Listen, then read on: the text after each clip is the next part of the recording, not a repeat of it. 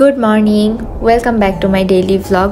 অনেক দিন হয়েছে ডেইলি ভ্লগ দেই না, আর সবাই খুব রিকোয়েস্ট করছিল ডেইলি ভ্লগের জন্য। তো আজকে বেশ তাড়াতাড়ি ঘুম থেকে উঠেছি, আর উঠেই আমি ফ্রেশ হয়ে নিয়েছি, কারণ আজকের দিনটা বেশ ব্যস্ততার মধ্যে কাটবে আমার। আর যেদিন কাজের প্রেশার একটু বেশি থাকে ওই দিন বেশ সকাল সকালই ঘুম থেকে ওঠা হয়। সো আমি হাত মুখ ধুয়ে নিয়েছি, এখন হচ্ছে আমার রেগুলার যে ময়শ্চারাইজারটা ওইটা আমি লাগিয়ে নিব। রিসেন্টলি এই ময়শ্চারাইজারটা আমার অনেক পছন্দের, আমার স্কিন টাইপ অনুযায়ী এটা খুবই ভালো কাজ করে। সো ময়শ্চারাইজার লাগানোর পরে আমি সবার শেষে একটু লিপ বাম লাগিয়ে নিলাম।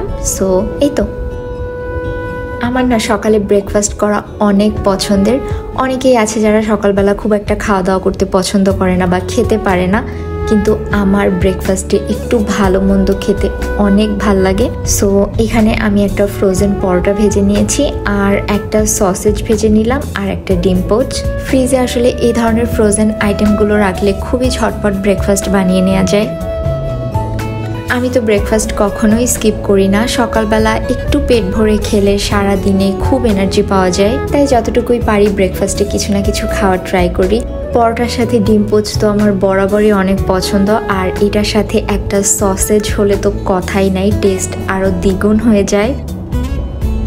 সকালে নাস্তার পরে তো 1 কাপ চা লাগবেই, না হলে মনে হয় যে চোখ থেকে ঘুম যাচ্ছে না, বারবার ঘুম পাচ্ছে, এরকম একটা ফিল হয়। সো আফটার ব্রেকফাস্ট চা তো আমার জন্য একদমই ম্যান্ডেটরি। অ্যান্ড চা খাওয়ার পর না খুবই রিফ্রেশ ফিল হয়, আর কোনো কাজে একদমই আলসেমি লাগে না।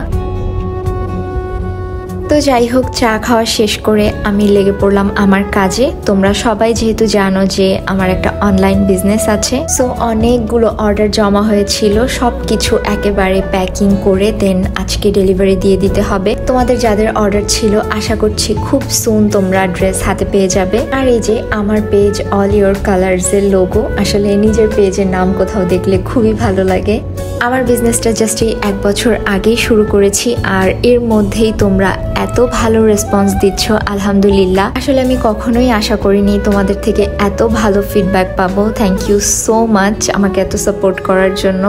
তো এই তো, আর কিছুদিন আগেই আমার হাত কেটে গিয়েছিল, সো হাতে ব্যথাও এখনো আছে, তাই প্যাকিং করতে একটু কষ্ট হচ্ছে, মানে একটু হাত নাড়াচাড়া করলেই হাতে বেশ ব্যথা পাচ্ছি। বাট তারপরেও কিছু করার নাই, এগুলো অনেক দিনের অর্ডার জমা হয়ে আছে, সো খুব তাড়াতাড়ি প্যাকিং করে আমাকে এগুলো ডিসপ্যাচ করতে হবে। তো প্যাকিং শেষ করতে করতে এখন অলমোস্ট বিকাল হয়ে গিয়েছে, সো আমি তাড়াতাড়ি করে গোসল করে নিয়েছি। এইবারে হচ্ছে খাওয়া দাওয়া করার পালা, যেহেতু আজকে সারা দুপুরই আমার ড্রেস প্যাকিংয়ের পিছনেই চলে গিয়েছে, তাই রান্না করার একদমই সময় পাইনি। এর জন্য বাইরে থেকে খাবার আনিয়ে নিয়েছিলাম। তেমন কিছুই না, জাস্ট একটু চিকেন কারি আনিয়েছিলাম আর ভাত। কাজ করতে করতে আসলে এত বেশি খিদা লাগছে, আমি তাড়াতাড়ি করে একদম গপাগপ সব ভাত খেয়ে ফেলি। এরপরে শুয়ে একটু রেস্ট নিচ্ছিলাম। এখন অলমোস্ট সন্ধ্যা হয়ে গিয়েছে, আর একটু ম্যাঙ্গো বার খাচ্ছিলাম। আমার ম্যাঙ্গো বার অনেক পছন্দ, তাই বাসায় সবসময় আনা থাকে। যদিও এই ম্যাঙ্গো বারের টেস্ট ছোটবেলার মতো একদমই নাই, তারপরেও খেতে ভালোই লাগে। এখন ভাবছি একটু ঘুমাবো, কারণ মাথাটা অনেক ধরে আছে। কিছুক্ষণের জন্য ঘুমিয়ে গিয়েছিলাম, আর উঠে দেখি সন্ধ্যা পার হয়ে গিয়েছে অলরেডি, তাই উঠে একটু ফ্রেশ হয়ে নিলাম।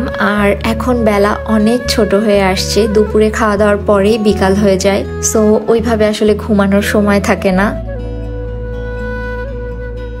তো এখন আমি বসে বসে একটু পিঠা খাবো, আর এটা হচ্ছে তালের পিঠা। এটা আমার ফ্রেন্ড ওদের বাড়ি থেকে নিয়ে এসেছিল। আসলে হোস্টেলে থাকার এটাই একটা মজা যে এক একজন বাড়ি থেকে এক এক রকম খাবার নিয়ে আসে, সো ওগুলোও টেস্ট করা হয়। আর তালের পিঠা তো আমার অনেক বেশি মজা লাগে। সো যাই হোক, আজকের ভিডিওটা এই পর্যন্তই। বাই।